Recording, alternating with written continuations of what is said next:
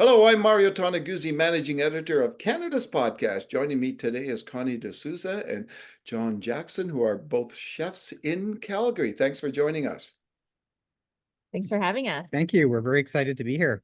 Okay, well, let's start by just talking a little bit about, if you can give me the scope of the restaurants that you guys own and operate right now in Calgary. Well, we've worked together a long time. Since 1999.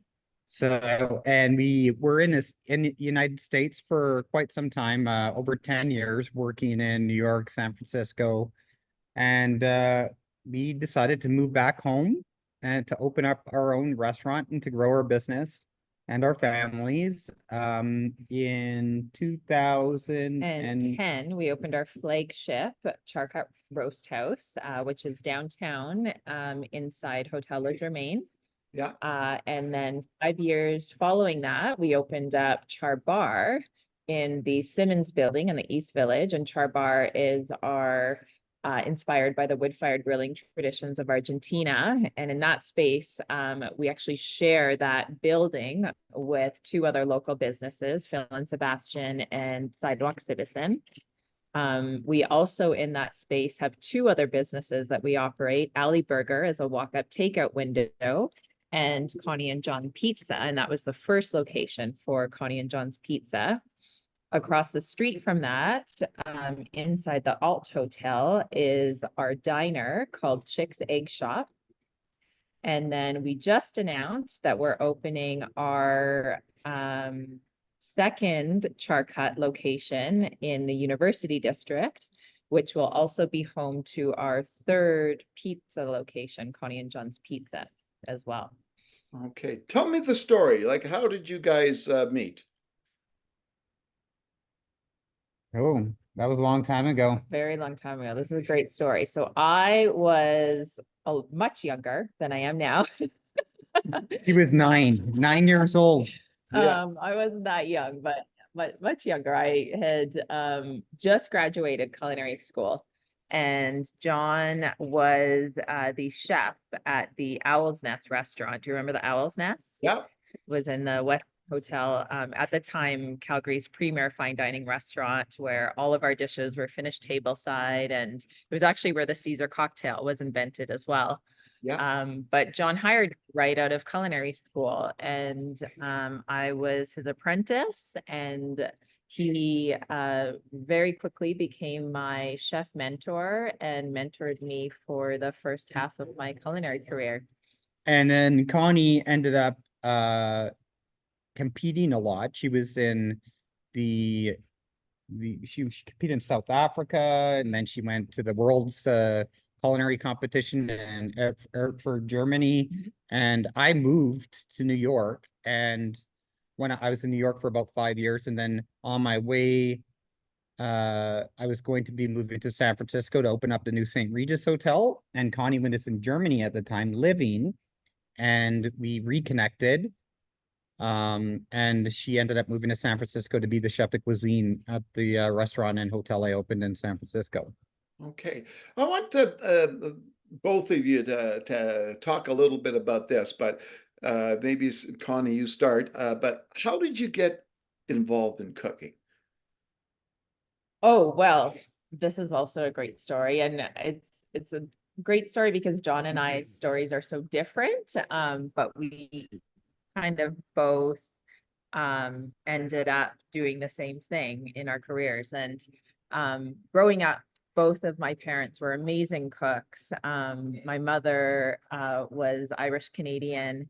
My father is of Portuguese heritage, and I grew up cooking with them. I used to remember the most amazing meals that they would cook at home, and I would help them in the kitchen. And my dad would cook mostly heirloom family recipes that were passed down through our family. And he would always follow those recipes very meticulously. My mom and I would watch cooking shows together, and we would get inspired by what we saw on TV and then go in the kitchen and try and recreate it. But I've always loved cooking from a really young age. And when I entered high school, there was a program called Foods that I was kind of like home ec, but we didn't do any sewing. It was mostly focused on just food preparation, and we learned about the Canadian Food Guide and wrote menus and things like that. And I just took a loving to that class, and actually more focused on that class than my other academic. That probably wasn't the best thing, but I feel very fortunate that I found my passion at a very early age. And I took that course all through high school, and then immediately following high school, I had decided to go to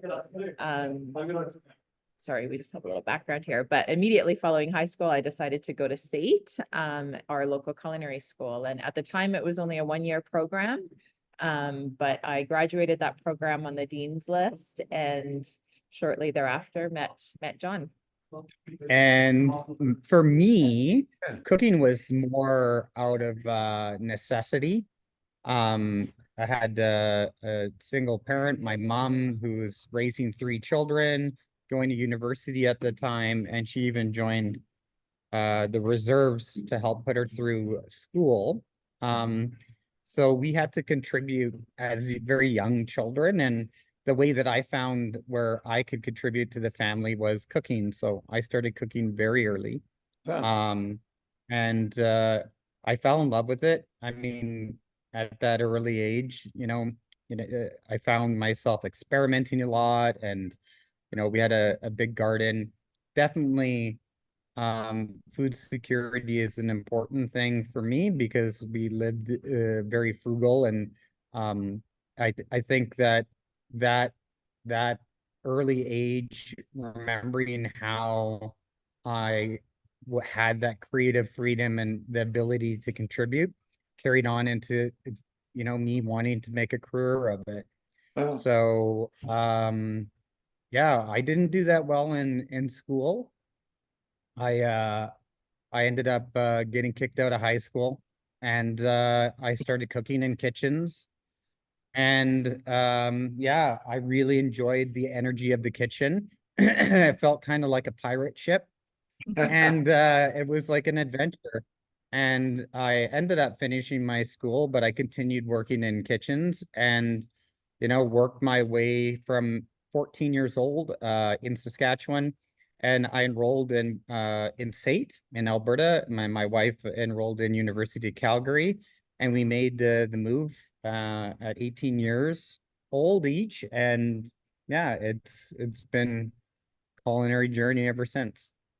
So where do you guys get your inspiration for recipes and stuff like that?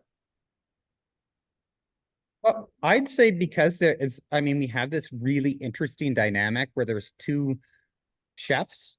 We're co-chefs, and we really challenge each other and push each other to that full potential.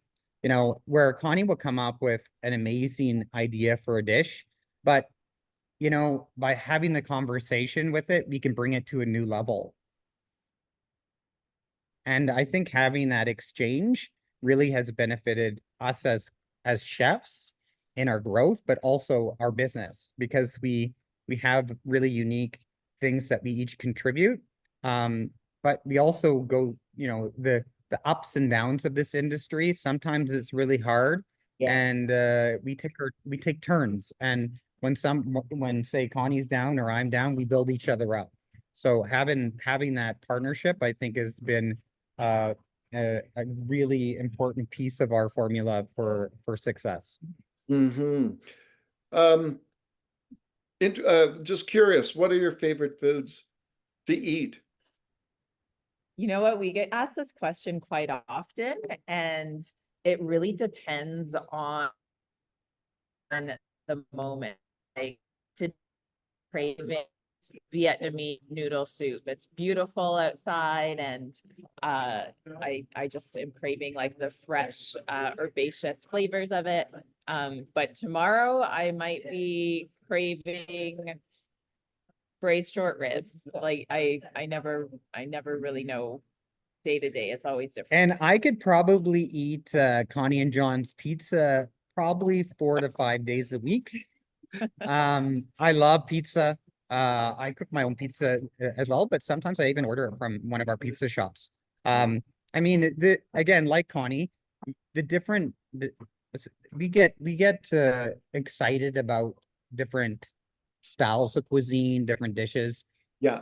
and it's always changing, and cravings always change. So yeah, that's a hard one. It always depends on what day of the week it is for me. What about just the actual cooking? Are there any favorites that you actually, types and styles of cooking that you enjoy more than others? I think simplicity is my favorite. I love getting the best ingredients.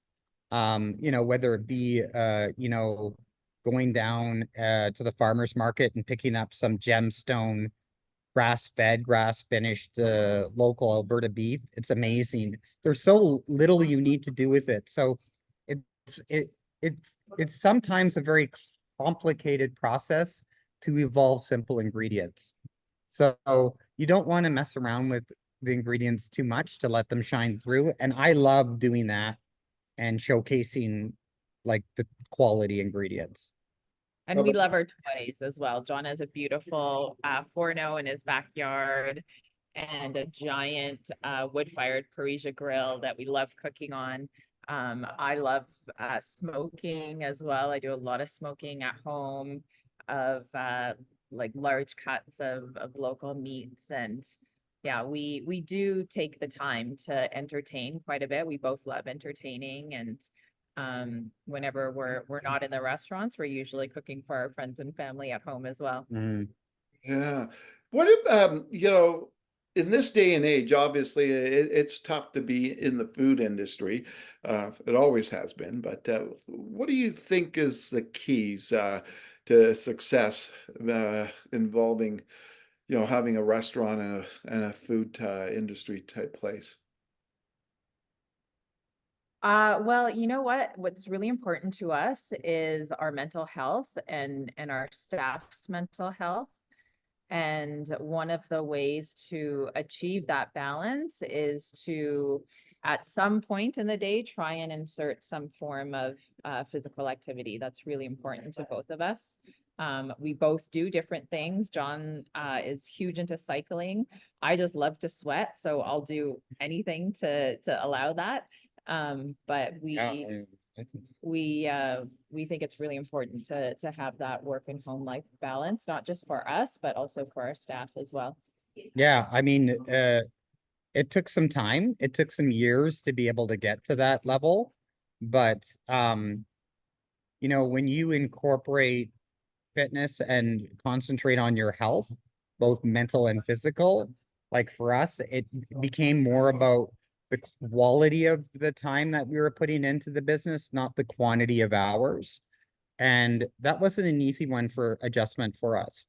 And at the end of the day, being healthy and being fit and happy, we're better co-chefs, we're better business entrepreneurs, we're better leaders. I'm a better parent, I'm a better husband. So I think that is for sure one of the most important things that we've discovered over the last decade, is making sure that the both our physical and mental health of us and all of our employees and our business culture, it takes the center stage.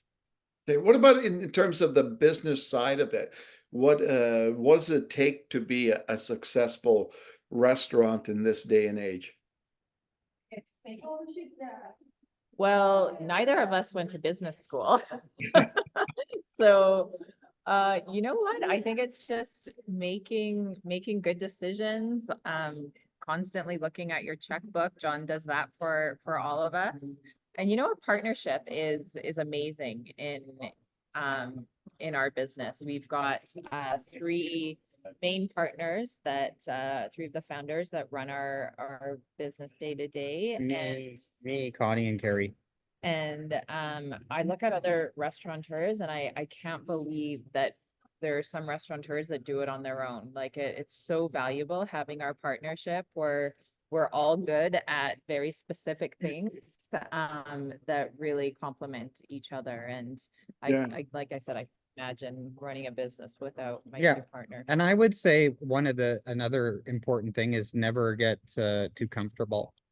Um, Mm. that uh, for sure it's ever evolving, and you need to keep your finger on the pulse, not only of different trends and what's happening in the industry, but also what's happening within your four walls, Yeah. knowing how people are feeling, knowing how, making sure that the culture is on track, making sure that the guests are still getting the same service that you expect them to be getting, making sure your staff are treating each other with respect and they're getting treated with respect. So for sure, I think that keeping your finger on the pulse of what's happening in our industry and also between your four walls and not losing sight of that. Hmm. What do you think consumers today are looking for in a restaurant? I think more than anything, they're looking for an experience, something that is not just a meal. They're looking, it's like it's instead of going to the movies and going for dinner, you're going for dinner and it becomes the movie as well. You want some of that takeaway from it. There needs to be, like for us, it's the open kitchen and having the theatrics of the chefs cooking, you know, just really becoming immersed into the space and being a part of that experience. I think people are enjoying that a lot more, and it's becoming a more and more thing that people are looking forward to. Yeah. Well, I imagine, you looking back in time, you talk about the open kitchens, really didn't have that years ago. What's it like to have the eyes focused on you when you're cooking and you have that open kitchen style? You know what? It was a hard adjustment when we first opened Charcut 14 years ago and kind of brought that open kitchen philosophy to Calgary. But it is so amazing the feeling that you get when you're in the weeds and you've got a rail full of tickets and you look up in the dining room and you just take a moment to take a breath and just feel the energy of how happy everybody is enjoying the food that you're preparing and Yeah. enjoying each other's company and it's really gratifying. So from our end, it's I think equally as gratifying as the diner as well. Okay. What do We you, feed off of each other's energy. Great. yeah. What is, you look into the future, what are your thoughts and plans? You're looking at more restaurants? Well, right now we are looking at Charcut #2 in University District, and that's as far as I mean, we're really about for us, it's we need to make sure that this is successful. We want to deliver. I think expectations are going to be pretty strong. And we're really excited because, when we first conceived Charcut, 15, 16 years ago, before we built 14 years ago, we had a lot of amazing ideas, but there's only so many of the ideas that you could fit in one concept and under one roof. So we are definitely broadened it, and we're exploring some of the things that we didn't get to with the original Charcut. So you'll see a lot of stuff that's being done at the Charcut downtown, different from what we're doing at the University District, but there will be that bridge of similarities and some of the signature dishes that are crossover. It's Yeah. funny looking back at our original business plan, we had 5 restaurants that we wanted to open over 5 years because we did have all these ideas and we couldn't fit them all into one restaurant. So I'm really proud. We didn't actually get to do that, 5 restaurants in 5 years, but both of us are really proud of how we've grown our business and we've really consciously grown it organically with our staff. And as our staff have reached their peak in one of our restaurants, we we open another restaurant for them to grow even further. And that's really kind of how we've organically grown our business. And I don't have any regrets about it. When you look at Calgary itself, how would you describe what Calgary is like today? In the culinary area and the sophistication of first of all the consumer, and then second of all, I guess the offering that Calgary has now. Well, Calgarians are very well traveled, educated. Their their expectations have definitely changed over time because they know what premium is and they understand Yeah, um what expectations should be for when it comes to culinary scene. Fortunately, we have one of the best culinary scenes globally. We've traveled all around the world as culinary ambassadors to Calgary and Alberta, and we have seen what's out there, and our chefs are comparable with the best chefs in the world, and in some cases, they're better. And that goes for our restaurants too. We have some of the best restaurants that we have ever eaten at. I definitely think there's room for more public relations when it comes to letting more people and places know how amazing our food is. yeah. But yeah, it's grown. I think it's really great that we have the size that we have, but it it's our clientele is very unique. Calgarians are very unique because we love watching each other become successful. So when you see these restaurants get in the top 100 and the top 50, all these ratings Canadian wise or international, it's amazing. Like it's really great to see how Calgarians like rally for your support and are so excited for you.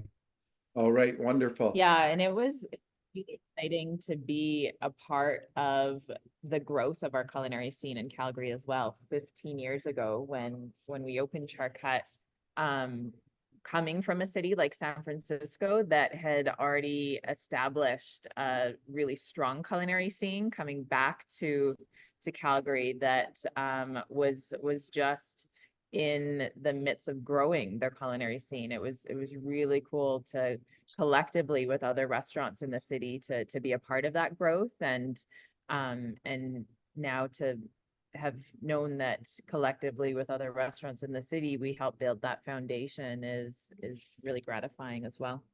All right, wonderful. Well, thanks both of you for joining us today. Thank you. Thank you. Thank you for having us.